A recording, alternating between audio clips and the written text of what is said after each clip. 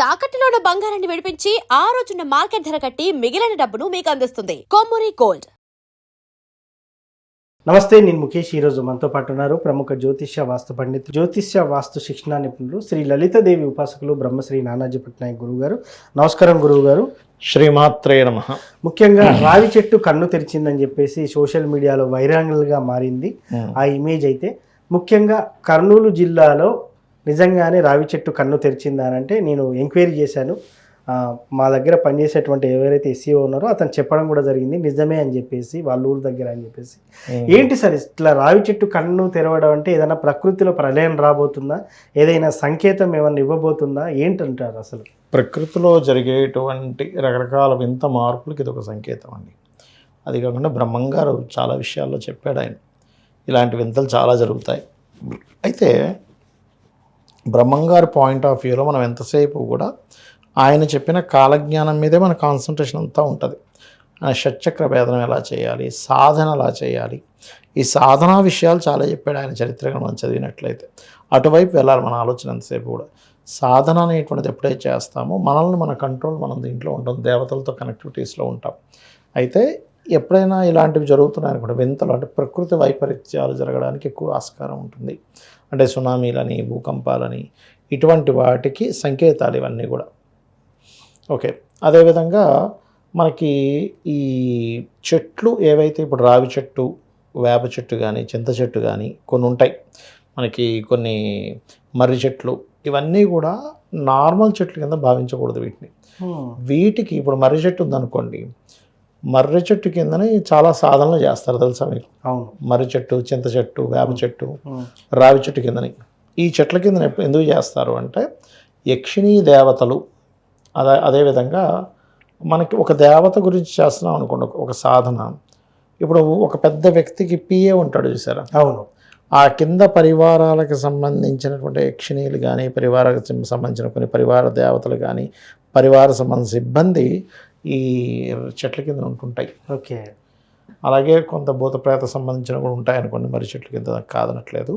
వీళ్ళు ఎప్పుడైతే చేస్తుంటారంటే ఎలా అంటే, ఇలా ఎగ్జాంపుల్ ఇప్పుడు మనం సీఎం గారిని కలవాలి. అవును, సీఎం గారిని కలవాలి అంటే మనం డైరెక్ట్గా సీఎం గారి కంటే కూడా ముందు ఆయన పిఏని కాంటాక్ట్ చేస్తాం. అవును, సార్ని కలవాలి, అపాయింట్మెంట్ చూడండి, ఆయన చూసుకొని చెప్తాడు అక్కడ. అట్లాగే ఈ చెట్ల కింద ఉండేటువంటి పరివారం ఏదైతే ఉంటుందో దీంతో కనెక్ట్ అవుతుంది మనం ఏదైనా సాధన చేసినప్పుడు. ఓకే, అంటే చెట్లకి ఇంత పవర్ ఉంది అంటే, ఒక చెట్టు కన్ను తెరిచినట్టుగా ఉంది అనేటువంటి ఒక ఇమేజ్ వచ్చింది అంటే దాని అర్థం ఏమిటంటే కొన్ని శక్తులు నిద్రలేవడం అనుకోండి.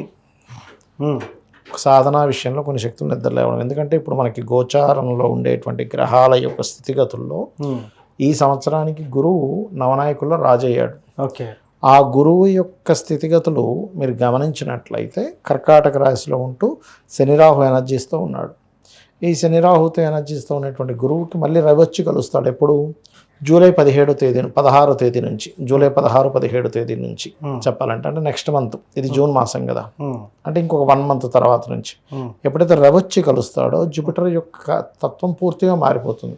ఓకే, అంటే మీకు రాబోయే 2-3 మంత్స్లో ప్రకృతిలో ఇంకా మనం వైపరీత్యాలు చూడొచ్చు అనేటువంటి చూపిస్తుంది సంకేతం.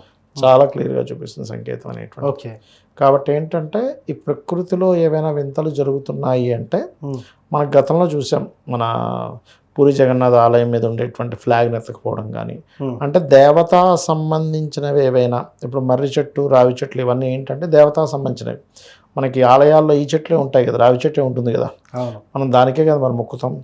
అంటే దేవతా సంబంధించిన వృక్షాలకు కానీ, దేవతా మందిరాలకు కానీ, దేవతా సంబంధించిన ఏదైనా సరే. ఆ మధ్య ఒకసారి మీరు చూసే ఉంటారు, ఇది గణపతి పాలు తాగాడని. అవునవును, అది కొన్ని సంవత్సరాలు అయిపోయింది దాదాపుగా కదా. ఇలాంటివి జరుగుతున్నప్పుడు మనకు ప్రకృతిలో అనేకమైన మార్పులు, విశ్వంలో అనేకమైనటువంటి చేంజెస్ కనబడుతుంటాయి. అంటే ప్రకృతి సంకేతం అది. ఓకే, ఇక్కడ ఏంటంటే మనం చూడండి, ఒక్కోసారి మనం సరదాగా మనం ఏదో మాట్లాడుతుంటే బల్లి క్లిక్ క్లిక్ అంటది, అనగా సత్యం అంటాం. అవును, అవునా కదా.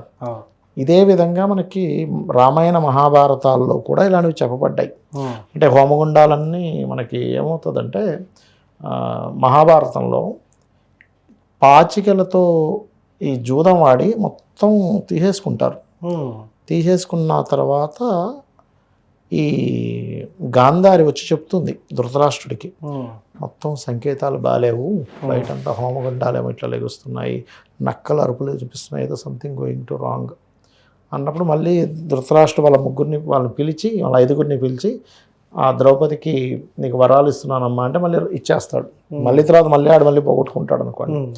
అంటే ఎప్పుడూ కూడా ప్రకృతి మనకు కొన్ని విషయాలు చెప్తూ ఉంటుంది. ఓకే, సంకేతం అనుకోవాలి, ఇస్తూ ఉంటుంది. ఇంట్లో మనం ఒక అక్వేరియం పెట్టుకున్నాం, అవును, చేపలు చచ్చిపోతాయి చూడండి, అంటే అది చెప్తుంది ఆ ఇంట్లో ఉండేటువంటి నెగిటివ్ ఎనర్జీ ఫామ్ అవుతుందని చెప్తుంది. బయట చూడండి, మనం ఏదైనా ఒక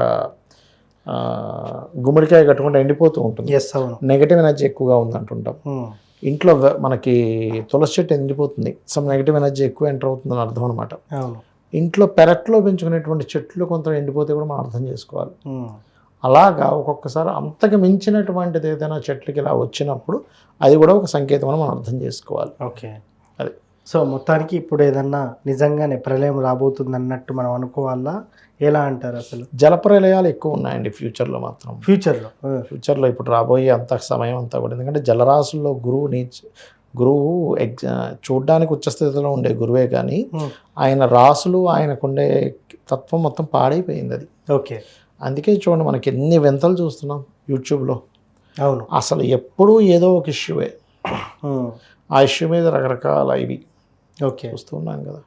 కాబట్టి ఏంటంటే ఈ సంవత్సరం ఉండేటువంటి స్థితిగతులు ఆ రకంగా ఉన్నాయి. జలప్రయాలు ఈ సంవత్సరం వరకే ఉన్నాయా గురువుగారు? నెక్స్ట్ 2027 ఈ సంవత్సరమేనండి, ఈ సంవత్సరం తర్వాత ఏం లేవు. ఎందుకంటే కాలసర్ప యోగం నుంచి గురువు వెళ్ళిపోతాడు కదా పక్కకి. అవును, ఇప్పుడు మీకు దాదాపుగా నెక్స్ట్ ఇయర్ మే తర్వాత కాలసర్ప యోగం నుంచి బయటపడతాడు గురువు. ఓకే, ఇప్పటికి ఈ సంవత్సరం నవంబర్ 25వ తేదీకి కేతు వెళ్ళి గురువుని కలుస్తాడు. అంటే గురుకేతువులు కలుస్తారు సింహరాశిలో. ఓకే, నవంబర్ 1 నుంచి 25వ తేదీ వరకు వాళ్ళిద్దరు కలిసి ఉంటారు.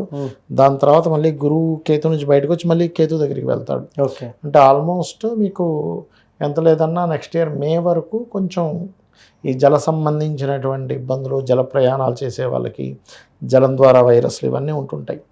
ఎప్పుడైతే చెట్టుకు వచ్చిందో ఆ కన్నులాగా ఇదంతా మనం వాయుతత్వానికి సంకేతం, ఆక్సిజన్ ఇచ్చేది వాయువుకి సంబంధించిన చెట్టు అనేటువంటిది.